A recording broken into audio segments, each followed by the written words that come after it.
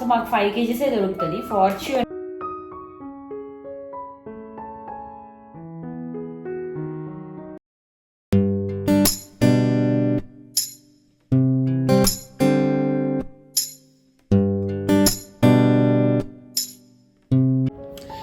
Everyone, welcome back to my channel సరదాగా సమ్రీన్తో. అందరు ఎలా ఉన్నారు? Welcome to another new vlog. So today's vlog, finally I'm back to Delhi. Events అన్నీ finish చేసుకొని ఫైనల్గా చిలక గూటికి చేరినట్టు ఫైనల్గా మన గూటికి మనం చేరిపోయామన్నమాట. సో ఇవాళ అంతా అంటే నిన్న మార్నింగ్ వచ్చినాము. ఇంకా నిన్న అంతా నిద్రపోవడమే సరిపోయింది. నేను యాక్చువల్గా అనుకున్నాను వెళ్ళగానే కొంచెం మనము అన్నీ రీసెట్ చేసుకొని మంచిగా చేసుకుందామని. అస్సలు ఓపిక లేదు, రెస్ట్లెస్ అనమాట. రెస్టే లేదు అసలు. ఇన్ని డేస్ ఇంట్లో ఉన్నా కూడా రెస్ట్ లేకుండా ఉన్నింది. అందుకని వచ్చిన వెంటనే పడుకున్నాము. ఎప్పుడో లేచామన్నమాట మళ్ళీ మేమిద్దరము. అందుకని అయితే సో ఈరోజు ఫైనల్గా అన్నీ రీసెట్ చేసుకుందాము అని చెప్పేసి మార్నింగ్ అయితే మా హెల్పర్ కూడా వచ్చి మొత్తం క్లీన్ చేసి వెళ్ళారు. ఇల్లు అయితే రచ్చ అయిపోయింది. ఫుల్ దుమ్ము పట్టిపోయింది. లైక్ లిటరల్గా ఇక్కడున్న ప్రతి ఒక్కటి క్లీన్ చేసుకోవాల్సి వస్తుంది, అంత దుమ్ము పట్టిపోయింది అనమాట. అందుకని నేనేమి కుక్ కూడా చేయలేదు నిన్నటి నుంచి. అన్నీ క్లీన్ చేసుకున్నాక ఒకటేసారి స్టార్ట్ చేస్తామని చెప్పి. సో ఈ వ్లాగ్లో మరి నా రీసెట్ రొటీన్ అన్ని చూడబోతున్నారు. Let's get this vlog started. Come on. So first అయితే నేను ఇంటికి కావాల్సిన థింగ్స్ అన్నీ కొన్ని ఆర్డర్ చేసుకున్నాను. సో ఇది మమ్మీ చేసి ఇచ్చింది పితిక్ పప్పు. మీలో ఎంతమందికి ఇష్టం చెప్పండి. కొంతమంది కూరలు చేసుకుంటారు. మా సైడ్ నాకు తెలియదు. మా సైడ్ అయితే మేము ఇట్లా మిక్స్చర్స్ కూడా చేసుకుంటాం అనమాట. సో ఆయిల్ వేసుకున్నాము. ఇదంతా ఇది రైస్. సో మాకు 5 kgs దొరుకుతుంది. ఫార్చ్యూన్ అండ్ ఇంకొకటి దావత్ అని చెప్పేసి ఒక బ్రాండ్ ఉంది కదా, అది మాత్రమే 5 kgs ప్యాకెట్స్. అది కూడా సోనా మసూరి దొరుకుతుంది. మిగతా అన్నీ బాస్మతి రైసే. ఎక్కడికి వెళ్ళినా DMart like number of things ఉన్నాయి, సూపర్ మార్కెట్స్ ఉన్నాయి, ఎక్కడ వెళ్ళినా బాస్మతియే దొరుకుతుంది. సో మాకు ఈ 2 మాత్రమే దొరుకుతుంది. అది కూడా 5 kgs మాత్రమే దొరుకుతుంది అనమాట. సో 5 kgs మాకు చాలా సఫిషియంట్. కాకపోతే ఈ రైస్ అంటే మన ఊర్లలో అట్లా దొరుకుతుంది కదా, ఆ రైస్ కంటే కొంచెం పెద్దగా లావుగానే ఉంటుంది. అనుకున్నాము ఈసారి రైస్ తెచ్చుకుందాం అని చెప్పేసి, బట్ ఎక్కడ మా లగేజే మాకు సరిపోతుంది వచ్చిన ప్రతిసారి. అందుకని మరి దీంతో సరిపోవడమే. బాగుంటుంది. ఫార్చ్యూన్ది కూడా బాగుంటుంది, దావత్ది కూడా బాగుంటుంది. బట్ ఇప్పుడు అది దావత్ది అవుట్ ఆఫ్ స్టాక్ అంటే మేము ఫార్చ్యూన్ది తెచ్చుకున్నాము. ఇంకా ఇల్లు పరిస్థితి అయితే చాలా ఘోరంగా అయిపోయింది. నేనైతే అస్సలు ఎక్స్పెక్ట్ చేయలేదు. లైక్ మేము ఒక 25 days కోసం ఊరికి వెళ్ళున్నాం అనమాట. అయితే ఇంత డస్ట్ అంటే ఒక సంవత్సరం రోజులు ఇల్లు వదిలేస్తే ఎలా ఉంటుందో అలా ఉన్నింది. మేబీ అంటే మా పనామె రాగానే ఇక్కడ తను చెప్పింది ఏంటంటే, ఇప్పుడు గాలి సీజన్ జరుగుతుంది కదా, మాది విండోస్ అవేమీ ఉండవు, డైరెక్ట్ బాల్కనీసే అనమాట. సో ఆ బాల్కనీస్ నుంచి కింద లైట్గా గ్యాప్ ఉండడం వల్ల బాగా డస్ట్ వచ్చేస్తుంది, దానివల్ల అయి ఉండొచ్చు అని చెప్పి తను అన్నారు. కానీ ఏమో నాకైతే చాలా ఆశ్చర్యం వేసింది. లైక్ సోఫాల మీద, డైనింగ్ టేబుల్ మొత్తం దుమ్ము నిండిపోతే ఎలా ఉంటుందో అలా ఉండిందనమాట. ఏమన్నారంటే ఈ గాలి సీజన్ ఉన్న రోజులు కొంచెం ఇట్లానే డస్ట్ ఉంటుంది, ఇక్కడే కాదు ప్రతి ఇంట్లో అంతే ఉంటుంది అని చెప్పారు. థ్యాంక్ గాడ్ నాకున్న హెల్పరు చాలా బాగా పనిచేస్తారనమాట. నేను చెప్పినా చెప్పకపోయినా అన్నీ తన పని తను చేసుకుంటుంది హ్యాపీగా. సో తుడిస్తే ఇవంతా పోవు, సో నేను కడిగేస్తాను, సో కొంచెం డస్ట్ తగ్గుతుంది అని అన్నారు. అయితే కడిగేయడమే బెస్ట్లే, తుడిచినా ఇది పోయేలాగా లేదని చెప్పాను. సో ఇంకైతే తను మొత్తం బాల్కనీస్ అంతా వాటర్ వేసి కడిగేశారనమాట. అపార్ట్మెంట్ లోపలైతే అపార్ట్మెంట్స్లో చేయలేం కదా కడగడము అట్లాగా. సో తుడవడము 1కి 2 సార్లు అయితే తుడిచేశారు. మరి మీరు ఇక్కడ చూస్తున్నారా నా జుట్టు ఎలా ఎగిరిపోతుందో. నేను చెప్పాను కదా గాలి సీజన్ అని చెప్పేసి, అందువలన ఇక్కడైతే నేను మ్యాట్స్ వాష్ చేసేసినాను. సో ఈ మ్యాట్స్ వాష్ చేసేసి వేరే సెట్ ఆఫ్ మ్యాట్స్ వేసేస్తే క్లీన్గా ఉంటుంది, మనసుకు హాయిగా ఉంటుంది. ఒక్కసారి ఇల్లంతా ఇట్లా క్లీన్ అయిపోయిన తర్వాత క్లైమేట్ కూడా చాలా చేంజ్ అయిపోయింది. మేము ఒక 25 days ఊరికి వెళ్ళక ముందు వచ్చేటప్పుడు చాలా చలి ఉండేది విపరీతంగా.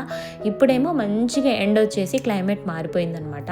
అదే నేను చెప్పినట్లు ఇప్పుడు ఎండ కాదు కానీ గాలి సీజన్ అనమాట. ఇప్పుడు ఒక 1 month వరకు ఇలానే ఉంటుంది. మ్యాక్సిమమ్ మా హెల్పర్ అన్నీ క్లీన్ చేసేసి వెళ్ళిపోయారు. అయినా మన చేతులు ఆగవు కదండి. నాలాగా ఎంతమంది ఉంటారో నాకు తెలియదు. బట్ మనం ఏదైనా అట్లా మన చేతితో చేసుకుంటే కొంచెం సాటిస్ఫాక్షన్గా ఉంటుంది అనమాట.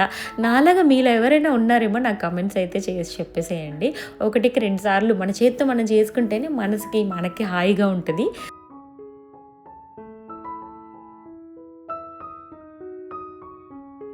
నెక్స్ట్ ప్యాంట్రీ అంతా చెక్ చేసుకొని అసలు ఏమేమి కావాలి ఏంటని చెప్పేసి అయితే నేను రాసుకున్నాను.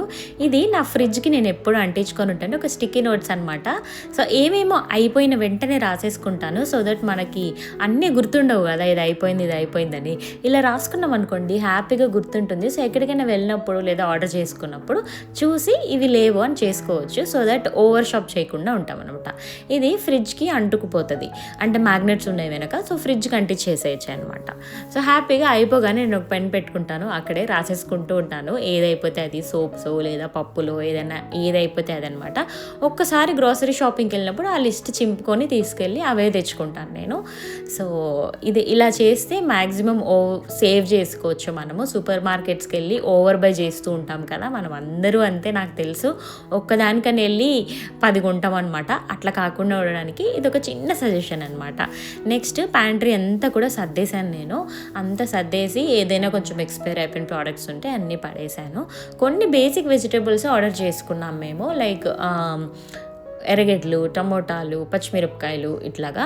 సో టమోటాలు ఇవన్నీ కూడా నేను అట్లా కవర్స్లో వేసి పెట్టకుండా మనకి ఫ్రిడ్జ్లో పెట్టుకోవడానికి బాక్సెస్ వస్తాయి కదా, దాంట్లో పెట్టుకుంటూ ఉంటాను నేను. నాకు ఎందుకు అలా పెట్టుకోవడం వల్ల కొంచెం ఆర్గనైజ్డ్గా అనిపిస్తుంది, కొంచెం మంచిగా అనిపిస్తుంది అనమాట. Rather than using covers, plastic covers కాకుండా ఇట్లా పెట్టుకోవడం వల్ల చాలా బెనిఫిట్స్ కూడా ఉంటాయి.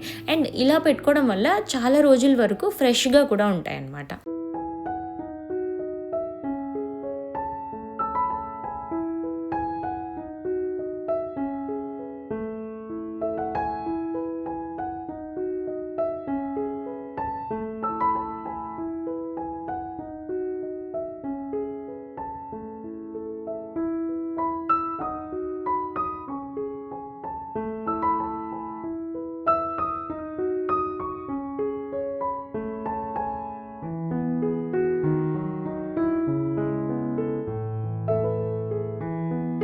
నెక్స్ట్ ఫ్రిడ్జ్ క్లీనింగ్ అయితే స్టార్ట్ చేసేసినాను. కిచెన్ క్లీనింగ్ అంతా అయిపోయింది.